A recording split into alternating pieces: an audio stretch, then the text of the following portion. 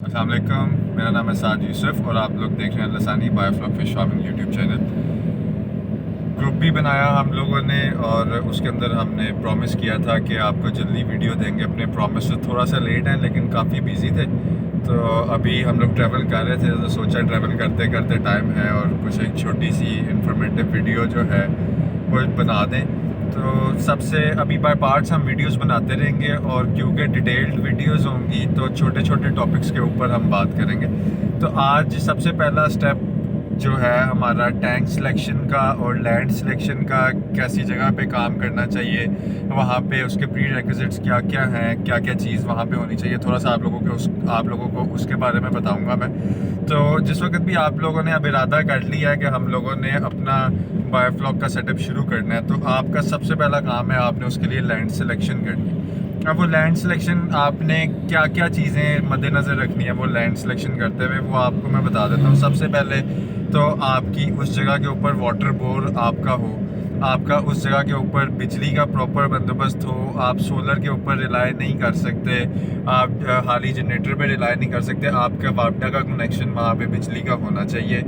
Commercial metre अगर लगाया तो वो आपको एक्सपेंसिव पड़ेगा, उससे बेहतर है आप रेजिडेंशियल मीटर पे काम करें, उससे बेहतर है कि आप एग्रीकल्चर मीटर के ऊपर काम करें। उसके बाद आपका पानी का सिस्टम और आपका बिजली का सिस्टम, जिस वक्त ये दो चीज़ें हो गई, फिर तीसरी चीज़ है कि उस जगह का वेदर किस तरीके का है। तो पंजाब में तो मोस्टली 95 जगह इस तरह की हैं। आप साउथ पंजाब से मुल्तान से लेके बिहारी से लेके आप नॉर्थ पंजाब तक, आप इस्लामाबाद तक, कैपिटल टेरिटरी के अंदर इस्लामाबाद में, पंजाब के इन एरियाज़ के अंदर और सिंध के अंदर आप लोग जहाँ पे टेम्परेचर, क्योंकि गर्मी का टेम्परेचर कंट्रोल करना ज़्यादा मुश्किल नहीं है और बहुत ज़्यादा ठंड अगर हो तब टेम्परेचर कंट्रोल करना मुश्किल है। लाहौर, इस्लामाबाद, मुल्तान, सिंध की ठंड जोन सी है वो, उसके अंदर वाटर टेम्परेचर कंट्रोल करना ज़्यादा मुश्किल काम नहीं है। तो टेम्परेचर के हिसाब से आपने अपनी जगह देखनी है। अगर अब आप सोचते हैं कि हम नॉर्दर्न एरियाज़ के अंदर कर लें या मरी में कर लें या किसी इस तरह की जगहों पे कर लें जहाँ पे ठंड बहुत ज़्यादा हो जाती है, माइनस में चली जाती है,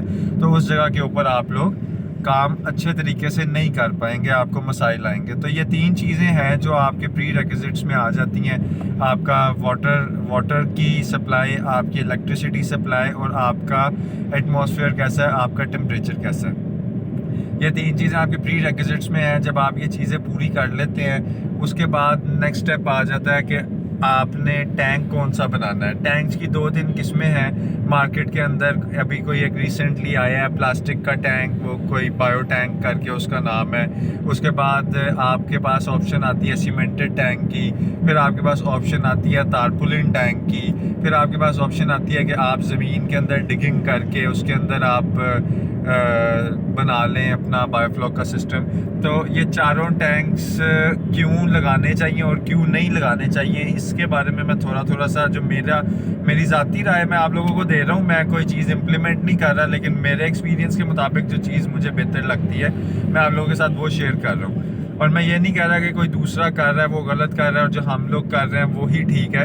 तो मेरे ज़ाती राय के मुताबिक आपका सबसे पहले वो बायोटब जोन सा है वो कोई 1,20,000 रुपये का मिल रहा है मार्केट के अंदर और उसकी कैपेसिटी मेरे ख्याल से 10,000 लीटर की भी नहीं है। तो मैं वो एक तो एक्सपेंसिव बहुत ज़्यादा है, फिर उसमें स्लोप का इशू है, उसके अंदर स्लोप नहीं है, फिर वो प्लास्टिक है, प्लास्टिक अगर किसी भी जगह से टूट गया तो वो रिपेयरेबल नहीं होता। तो ये दो तीन वजह हैं छोटी छोटी बायोटब के हवाले से। और उसके बाद हमारा आ जाता है सीमेंटेड टैंक और तारपुलिन टैंक्स को लोग बहुत ज़्यादा उसके अंदर कंफ्यूज रहते हैं। तो सीमेंटेड टैंक मेरी राय के मुताबिक और मेरे एक्सपीरियंस के मुताबिक इस वजह से काम का नहीं है कि एक तो सबसे पहली चीज़ वो कॉस्ट इफ़ेक्टिव नहीं है। अगर वो कॉस्ट इफ़ेक्टिव है भी तो उसके अंदर मसाइल ये हैं कि सबसे पहले तो वो सीमेंट के अंदर जिप्सम होता है, तो जिप्सम आपका पीएच लेवल जो सा है उसको हर वक्त इंक्रीज़ करता रहता है। तो आप के लिए बायोफ्लॉक करना, उसके अंदर पीएच लेवल मेंटेन करना जो सा है वो मुश्किल हो जाएगा। और उसके बाद उसके अंदर आ जाता है सैंड पार्टिकल्स। तो एक हमारे भाई हैं अहमद भाई, उनका है जी दीपालपुर में सीमेंटेड टैंक है। मैं उनके पास जिस वक्त गया मैंने उनकी फ़िश ग्रोथ नहीं ले रही थी, उन्होंने हमारे साथ ही फ़िश डाली थी, बल्कि शायद हमारे से 5-10 दिन पहले डाली होगी। तो हम अल्हम्दुलिल्लाह 600 क्रॉस कर गए, वो 200 भी क्रॉस ना कर पाए। जिसकी मैं हैरून के पास विजिट करने गया, मैंने जाके उनकी फ़िश के जिस वक्त गिल्स उठा के देखे ना, तो उसके गिल्स के अंदर सैंड पार्टिकल्स के ढेर लगे हुए थे। वो मैंने उनको भी दिखाए और खुद भी देखे, मेरे पास उसकी पिक्चर्स भी हैं। अगर कोई भाई चाहेगा तो मैं वो पिक्चर्स शेयर कर दूंगा कि गिल्स के अंदर कैसे सैंड पार्टिकल्स फंसे हुए थे। तो वो एक बहुत बड़ी वजह थी जिसकी वजह से फ़िश ग्रोथ नहीं ले रही थी। फिर आप कहते हैं जी कि हम सीमेंटेड टैंक बना के उसमें तारपुलिन शीट लगा लेते हैं, तो वो कॉस्ट इफेक्टिव नहीं रहता। अगर आपने तारपुलिन ही लगानी है तो फिर आप आयरन मैश के ऊपर कर लें। उसके बाद फिर आप लोग कहते हैं जी कि हम उसकी एपॉक्सी लेयर करवा लेंगे। तो एपॉक्सी लेयर एक अच्छी ऑप्शन है, लेकिन हर सीज़न में आपको, अगर आपका 17,000 लीटर का या 20,000 लीटर का टैंक है, तो पर टैंक हर सीज़न में आपको 10 से 15,000 रुपया एपॉक्सी लेयर करवाने की कॉस्ट आती है। तो ये चीज़ें फिर कॉस्ट इफेक्टिव नहीं रहती। उसके बाद फिर तीसरी ऑप्शन हमारी आ जाती है कि आप ज़मीन के अंदर डिगिंग कर लें और उसके अंदर बायोफ्लॉक सिस्टम बना लें, जैसे हमारा डॉक्टर अब्दुल रऊफ साहब ने बनाया हुआ है और कुछ लोग हैं उन्होंने बनाया हुआ है। तो मेरा जहाँ तक ज़ाती राय है कि डॉक्टर साहब ने उसके अंदर अपलिफ्ट सिस्टम भी लगा लिया, सारा कुछ कर लिया, लेकिन उसके अंदर भी आपकी उसके नीचे आपने शीट भी बिछा ली। वो शीट जो, अगर आप उसमें जो डॉक्टर साहब ने जो मोम जामा बिछाया उसके नीचे जो पॉलीथीन शीट बिछाई है, वो टाइम के साथ गल जाएगी, पानी के साथ वो गल जाएगी और आपके सॉइल के साथ कनेक्शन जिस वक्त पानी का हो जाएगा तो आपका बायोफ्लॉक उसके अंदर किसी भी तरह बायोफ्लॉक कल्चर नहीं हो सकता अगर आपका सॉइल के साथ कनेक्शन है। फिर दूसरी अपलिफ्ट सिस्टम लगा लें, जो मर्ज़ी लगा लें, वो चीज़ें कॉस्ट को इंक्रीज़ करती हैं। उसके बाद आपका इशू आता है कि अपलिफ्ट सिस्टम के साथ भी आपका वाटर वेस्टेज बहुत ज़्यादा है स्लज निकालने के लिए, और स्लज प्रॉपर्ली हम रिमूव नहीं कर पाते। और फिर एंड पे आ जाता है तारपुलिन। तो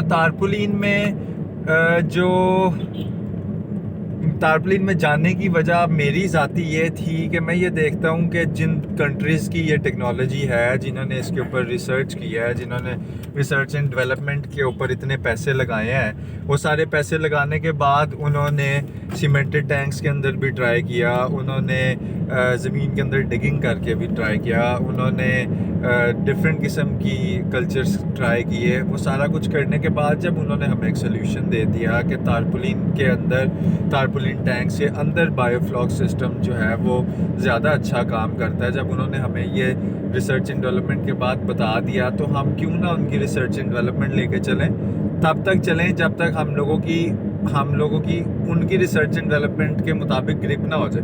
जब हमें ये लगे कि अब हमारी ग्रिप इतनी हो गई है कि जो उन्होंने बताया था वो हम कर रहे हैं, अब हम अपने पास से कुछ करें, तो उसके बाद फिर टाइम आएगा। पहले इस सिस्टम को समझ लें, रिसर्च उसके ऊपर चल लें। जब ये सिस्टम समझ लें, फिर इसके अंदर आप नई इनोवेशंस लेके आएँ, अपने नए आइडियाज़ लेके आएँ, उसके ऊपर ट्राई एंड रन करें। किसी ना किसी जगह के ऊपर कोई ना कोई अच्छी चीज़ इंशाल्लाह निकलेगी।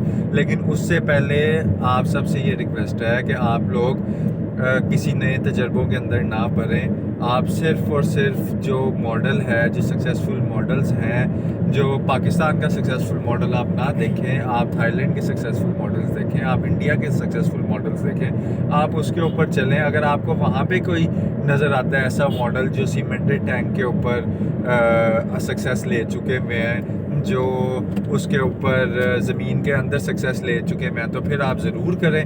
लेकिन जब तक आपको अगर नज़र ही नहीं आ रहा कि ऑलरेडी लोग उसके अंदर सीमेंटेड टैंक के अंदर फेलियर ले चुके हैं और आपकी ज़मीन के अंदर फेलियर ले चुके हैं, तो फिर हम क्यों दोबारा उस फेलियर की तरफ जाएं। अगर आप समझते हैं कि आपके पास इतने एक्स्ट्रा पैसे हैं, आप तजर्बा कर सकते हैं, तो आप फिर तजर्बा करें। और तजर्बे के बाद अगर आपका वो सक्सेसफुल नहीं होता तो फिर कंप्लेन ना करें कि बायोफ्लॉक सिस्टम जो है वो कामयाब नहीं है, क्योंकि तजर्बा तो या सक्सेसफुल होगा या अनसक्सेसफुल होगा। तजर्बे का मकसद कभी भी ये नहीं होगा कि तजर्बा आपका एक्सपेरिमेंट आपको पैसे दे जाए। तो ये प्री रिक्विजिट थे और ये टैंक सिलेक्शन थी, इसकी डिटेल्स बता दी हैं। मज़ीद किसी को कोई इसके हवाले से सवाल जवाब हैं तो आप पूछ सकते हैं। इसके बाद इंशाल्लाह एज सून, आप वादा कोई नहीं करेंगे आपसे, लेकिन as soon as possible next video आएगी जिसमें हम आप उसके अंदर आपको step by step tank construction किस तरह करनी है डिटेल्ड, वो हम आपको बना के बताते रहेंगे। और जल्दी कोशिश करेंगे कि एक वीक में 1 या 2 वीडियो जो सी है वो हम अपलोड करते रहें। थैंक यू जी, अस्सलाम वालेकुम।